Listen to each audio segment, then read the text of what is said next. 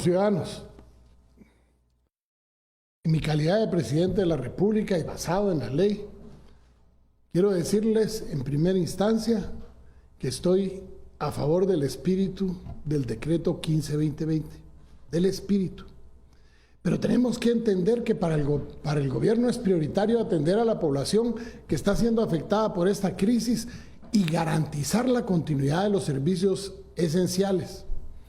Por lo tanto, miren, nos sentamos a analizar con detenimiento esa ley 15-2020 para tratar de buscarle no solo el sentido, porque comprendo el sentido de la ley, sino para cerciorarnos que no pudiera ser objeto de impugnaciones por inconstitucionalidad. El decreto 15-2020 aprobado por el Congreso de la República contiene aspectos técnicos que hacen inviable su aplicación, así como hay disposiciones que vulneran la Constitución Política de la República de Guatemala, lo cual haría que sea una ley que nazca muerta. Primero, el decreto no es claro al indicar quiénes son los usuarios que deberán gozar protección, y les pongo un ejemplo. Imagínense que dicen a los usuarios de la luz, pero resulta que nuestra Constitución dice que ese servicio se llama energía eléctrica. Primera instancia. Segunda, deja abierto a cualquier persona. No es ayudar al pequeño, sino que se queda abierto a cualquier persona. Un gran consumidor podía también no pagar la luz.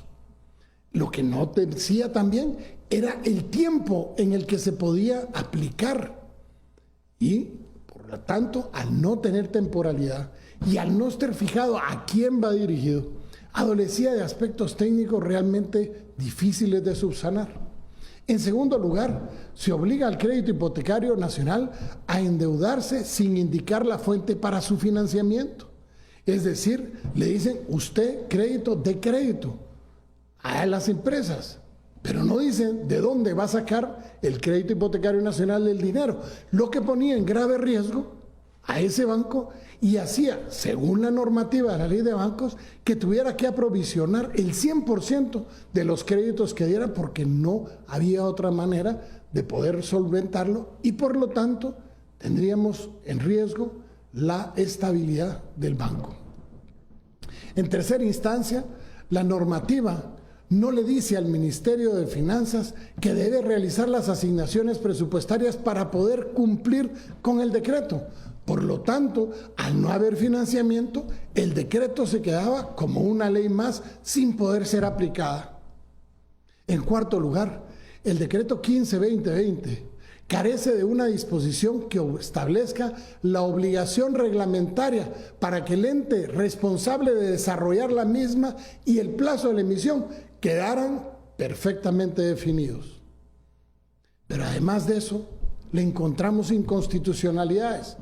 Primero, contraviene el artículo 119 de la Constitución Política de la República porque no delimita el grupo objetivo y el impacto económico que puede tener la norma que ellos están poniendo. Segundo, al momento de redactar la norma, permitía que grandes usuarios pudieran acceder al impago de los servicios contemplados, pese a tener la capacidad de pago y no haber dejado de operar durante el tiempo de la calamidad. Tercero, la norma también permitía evitar el corte de los servicios básicos a pesar de que alguien estuviera cometiendo actividades delictivas, como por ejemplo hurto, fraude, robo de fluidos, etc. En el artículo segundo, en lo que respecta a los servicios básicos, contraviene los artículos 15, 43, 44, 119, literal M, el 240 y 253 de la Constitución Política de la República de Guatemala.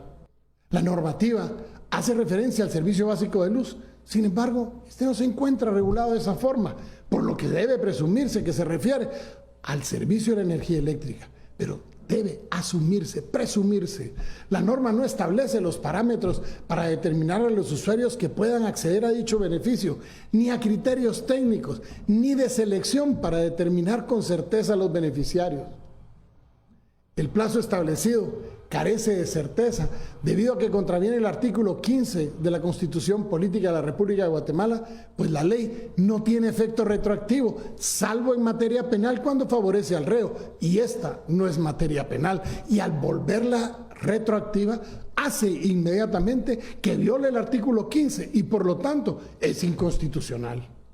El plazo para los convenios de pago con las entidades prestadoras de servicios no es congruente, ya que no se determina cuándo los usuarios deben suscribir esos convenios.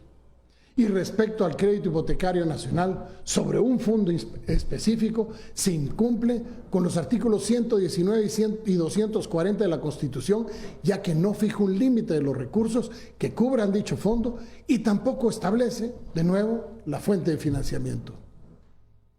En el artículo 4, en las condiciones de los créditos, contradice al propio artículo. Dice esa misma norma, ya que solo regula las condiciones de crédito para el servicio de agua y deja sin establecer lo relacionado a los convenios de pago para los otros servicios básicos. Contraviene las disposiciones dictadas por la Junta Monetaria al omitir el incumplimiento de las facultades constitucionales que le confieren a dicha Junta. Vulnera la supervisión ejercida por la Superintendencia de Bancos al imponer que los créditos sean otorgados sin mayores trámites en menos de 5 días. Además, no hace referencia a la situación de las municipalidades responsables del servicio de agua potable ni a las concesiones. Y aquí permítanme aclarar algo. La ley dice para las empresas de servicio de agua potable. Eso implica ¿a quiénes? A las de garrafón, a las de botellita o a las de agua entubada. Nosotros suponemos que es a las de agua entubada, pero al dejar abierto cualquier empresa que ponga el agua potable en garrafón tendría derecho también, al igual que una municipalidad. Por lo tanto, la norma no es congruente.